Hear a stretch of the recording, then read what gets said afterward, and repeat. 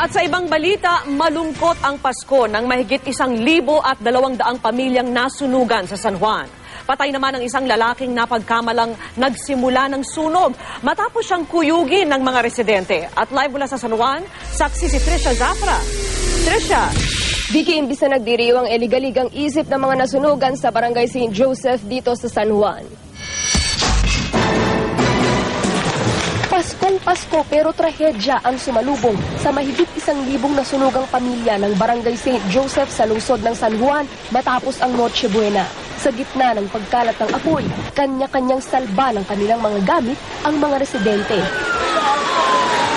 Ang ginang na ito, halos himatayin na habang pinapanood ang nasusunog nilang bahay.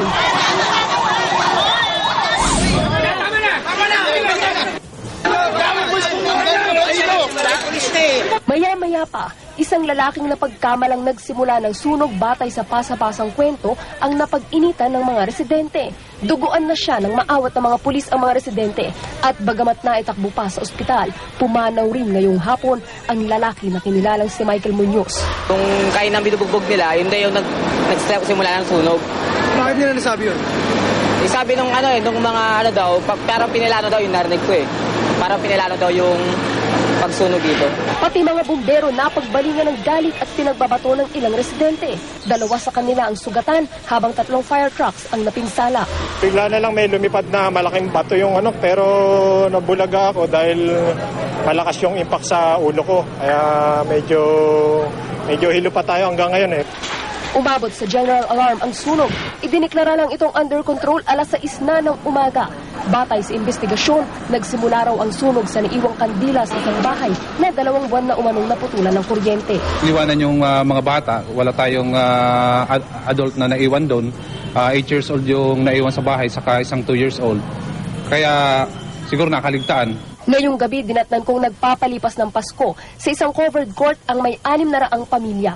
Kanya-kanyang diskarte para makahanap ng hihigaan at matyagang pumila para makakuha ng damit at pagkain. Wala po kami nabitwit kahit isa. Pero parang ayoko bumaba ng bahay namin. Pinaghirapan namin ni Pundar ng ilang taon. Naglaho bigla. Ang hirap tanggapin. Kahit na ang hirap. Matutulog sila sa damuhang nilatagan ng karton sa ilalim ng isang tolda. Matapos maubusan ng pamilya, hindi lang ng banig, kundi ng pwesto sa evacuation center. Kaya hiling nilang mapatuloy sa isang paaralan. Ang kailangan na po namin, yung masapin para magpahinga kami. Yun na po hiningi namin. Masakit sa likod. Kasi masakit sa likod. Ikinasasama rin nila ng loob ang pagbabawal daw ng lokal na pamahalaan na mabalikan ang kanilang lugar at maayos ang mga nasunog na bahay. Sunugan ka na tapos paalisin ka pa. Hindi naman makatao yun, di ba?